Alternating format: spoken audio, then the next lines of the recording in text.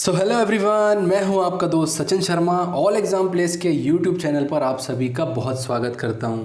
तो दोस्तों, आखिरकार वो वक्त आ ही गया जिसका पूरी दुनिया को बेसब्री से इंतज़ार था। रिसेंटली रूस के राष्ट्रपति व्लादिमीर पुतिन ने ऐलान किया है कि उनके देश ने कोरोना की वैक्सीन बना ली है और उसे रजिस्टर्ड भी कर दिया गया है। इसी के साथ रूस कोविड-19 वैक्सीन को रजिस्टर्ड करने वाला दुनिया का पहला देश बन गया है। लेकिन दूसरी ओर दुनिया के जो मेजर इंस्टीट्यूट्स हैं ये सवाल उठा रहे हैं कि फेज़ 3 के पहले ही वैक्सीन को रजिस्टर्ड कर देना सही नहीं है। तो अपने इस वीडियो में हम जानेंगे कि ये पूरा मामला क्या है, किसी भी वैक्सीन को आधिकारिक तौर पर मान्यता कब दी जाती है, वैक्सीन जो है ये काम कैसे करती है, इसके कितने फेज होते हैं, इन सारी बातों को अपने इस वीडियो में हम डिस्कस करेंगे। वीडियो को शुरू करने से पहले अगर आप एमपी पुलिस की तैयारी करना चाहते हैं तो ऑल एग्जाम प्लेस आपके लिए लाया है एमपी पुलिस का कोर्स। आप नीचे दिए गए नंबर्स पर कॉल करके अपना रजिस्ट्रेशन करा सकते हैं और एमपी पुलिस की तैयारी कर सकते हैं। तो चलिए दोस्तों, हम शुरू करते हैं अपना आज का लेसन। दोस्तों, रूसी राष्ट्रपति व्लादिमीर पुतिन ने ऐलान कर दिया है कि उनके देश ने कोरोना महामारी से लड़ने के लिए एक कारगर वैक्सीन तैयार कर ली है और उनकी जो बेटी है उन्हें भी ये वैक्सीन दी गई है और जल्द ही रूस बहुत बड़े पैमाने पर इस वैक्सीन का उत्पादन यानी मास प्रोडक्शन शुरू कर देगा। इस वैक्सीन का निर्माण जो है गामालिया रिसर्च इंस्टीट्यूट और रूस की डिफेंस मिनिस्ट्री जो है इन्होंने मिलकर बनाया है। इसके साथ ही रूस ने दावा किया है कि इस वैक्सीन का इंसानों पर 2 महीने तक परीक्षण किया गया और वैक्सीन जो है सभी सुरक्षा मानकों पर खरी उतरी है।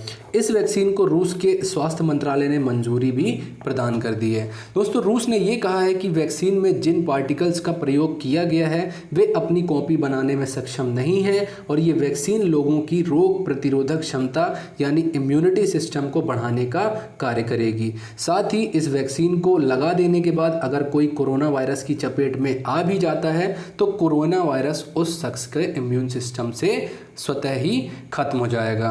वहीं दूसरी तरफ रूस के स्वास्थ्य मंत्री मिखाइल मुराशको जो हैं इन्होंने ये कहा है कि रूस में इस साल अक्टूबर से बड़े पैमाने पर वैक्सीनेशन कार्यक्रम शुरू किया जाएगा।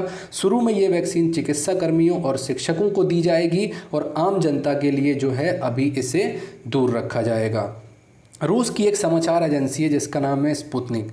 इसके द्वारा इस वैक्सीन के पंजीकरण प्रमाण पत्र के अनुसार बताया गया कि ये वैक्सीन 1 जनवरी 2021 से सिविल सर्कुलेशन में दी जाएगी। तो दोस्तों, ये हमने बात कर ली कि अपनी वैक्सीन को लेकर रूस ने क्या कहा है और आगे की उसकी क्या योजना है।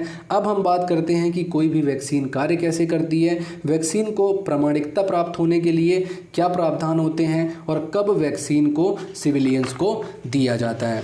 दोस्तों, हमारा इम्यून सिस्टम यानी हमारा प्रतिरक्षा प्रणाली तंत्र जो होता है ये प्राकृतिक रूप से कीटाणुओं से हमारी रक्षा करता है।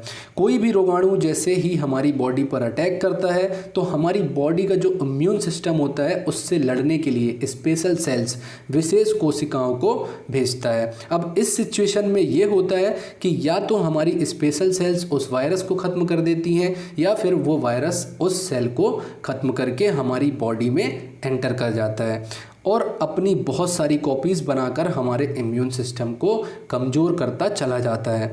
जब हमारी बॉडी में स्पेशल सेल्स नहीं होते हैं जिनसे उस वायरस को ख़त्म किया जा सकता है तो इस स्थिति में हमारी बॉडी का इम्यून सिस्टम मजबूत करने के लिए वैक्सीन, जिसे हम टीका भी कहते हैं, इससे बॉडी में इंजेक्ट कर दिया जाता है। इसके बाद इस वैक्सीन की एंटीबॉडीज़, जिसे प्रोटीन भी कह सकते हैं, इस वायरस को जिससे हमारा इम्यून सिस्टम लड़ नहीं पा रहा है उससे ढूंढ कर मार देता है या आप ये कह सकते हैं उसे कंप्लीटली डिस्ट्रॉय कर देता है। और इसका इफेक्ट जो होता है वो बहुत लॉन्ग लास्टिंग होता है और फाइनली हमारी बॉडी की इम्यूनिटी बिल्डअप हो जाती है और हमारा शरीर जो होता है ये स्वस्थ हो जाता है। दोस्तों, वैक्सीन को बना लेने के बाद वैक्सीन कई चरणों से होकर गुजरती है जिसके बाद उसे उस देश की सरकार की स्वीकृति मिल जाती है और उसे जो है रजिस्टर्ड कर दिया जाता है। किसी भी वैक्सीन को बनाने की शुरुआत रिसर्च और डेवलपमेंट से होती है। वैसे तो इस प्रक्रिया में सालों लग सकते हैं लेकिन चीन ने जनवरी में ही जो कोरोना वायरस है इसके जेनेटिक सीक्वेंस को दुनिया भर में साझा कर दिया था, इसलिए इस प्रक्रिया में बहुत अधिक समय नहीं लगा। रिसर्च और डेवलपमेंट का कार्य पूरा होने के बाद वैक्सीन को प्री क्लिनिकल ट्रायल के लिए भेजा जाता है, जहां पर वैक्सीन का परीक्षण पौधों और जानवरों में किया जाता है।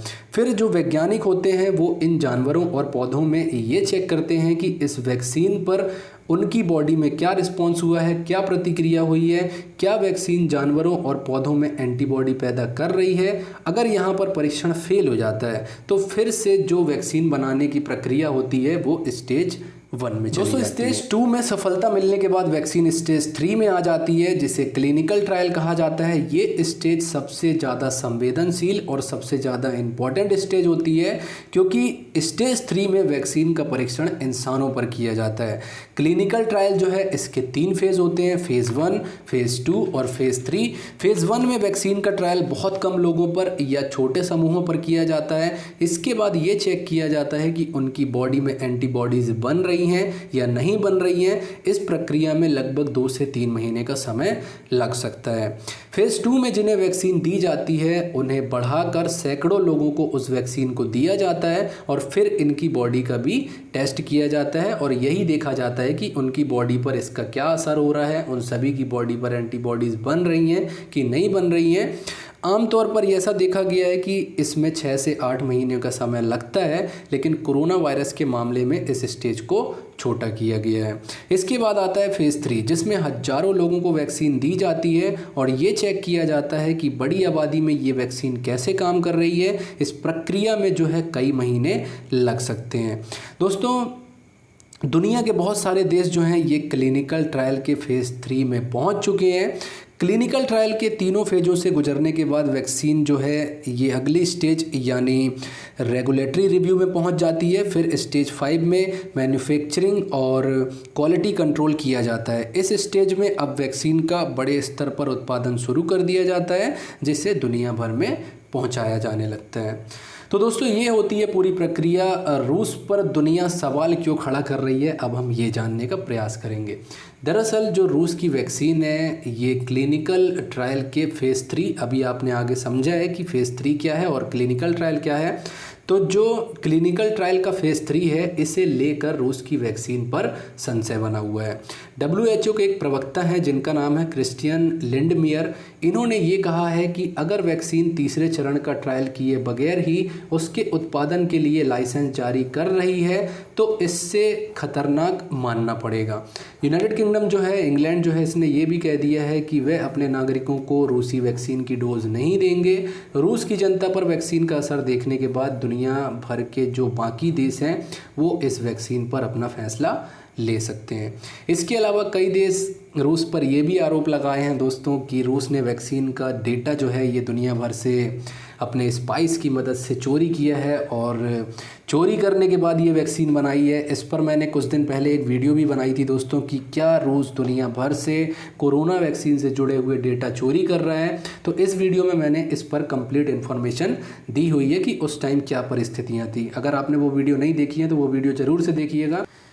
खैर दोस्तों, रूस में ये वैक्सीन फ्री ऑफ कॉस्ट रहेगी। दुनिया के 20 से अधिक देशों ने इस वैक्सीन को रूस से मंगाने के लिए ऑर्डर भी दे दिए हैं। इन देशों के लिए वैक्सीन की क्या कीमत रखी है इसका खुलासा अभी नहीं हुआ है। इस वैक्सीन का नाम दोस्तों रूस ने अपनी पहली सैटेलाइट के नाम पर स्पुतनिक रखा है, जो कि रूस और दुनिया की पहली सैटेलाइट थी जिसे 1957 में सोवियत यूनियन ने लॉन्च किया था। उस समय भी रूस और अमेरिका के बीच स्पेस रेस चरम पर थी और इस वैक्सीन को लेकर भी अमेरिका और रूस में प्रतिद्वंदिता चल रही है। ऐसा भी माना जा रहा है कि जो व्लादिमीर पुतिन हैं इन्होंने कोरोना वायरस वैक्सीन का नाम रूस की पहली सैटेलाइट के नाम पर रखकर अमेरिका को चिढ़ाने की कोशिश की है। दोस्तों, सोवियत यूनियन मतलब 1991 में सोवियत यूनियन का विघटन हुआ और दुनिया के बहुत सारे देश बने। जब रूस सोवियत यूनियन हुआ करता था उस समय इनके द्वारा दुनिया की पहली सैटेलाइट बनाई गई थी और सबसे पहले रूस ही या सोवियत यूनियन ही अंतरिक्ष पर पहुंचा था। और अब वैक्सीन बनाकर भी जो है रशिया अमेरिका से फिर से आगे निकल गया है। खैर, ये थे दोस्तों कुछ हिस्टोरिकल फैक्ट। दोस्तों, आपको क्या लगता है कि रूसी वैक्सीन का उत्पादन जो है, मास प्रोडक्शन जो है ये किया जाना चाहिए? क्या लोगों पर इसका प्रयोग किया जाना चाहिए? क्या दुनिया को रूसी वैक्सीन पर सवाल खड़े करने चाहिए? क्या ऐसे कारण हो गए हैं जिसकी वजह से दुनिया रूसी वैक्सीन पर सवाल खड़े कर रही है? आपकी इस विषय में क्या राय है? कमेंट बॉक्स में हमें ज़रूर बताएं। हम आपसे मिलेंगे अपने अगले वीडियो में। तब तक के लिए नमस्कार and thanks for watching this video.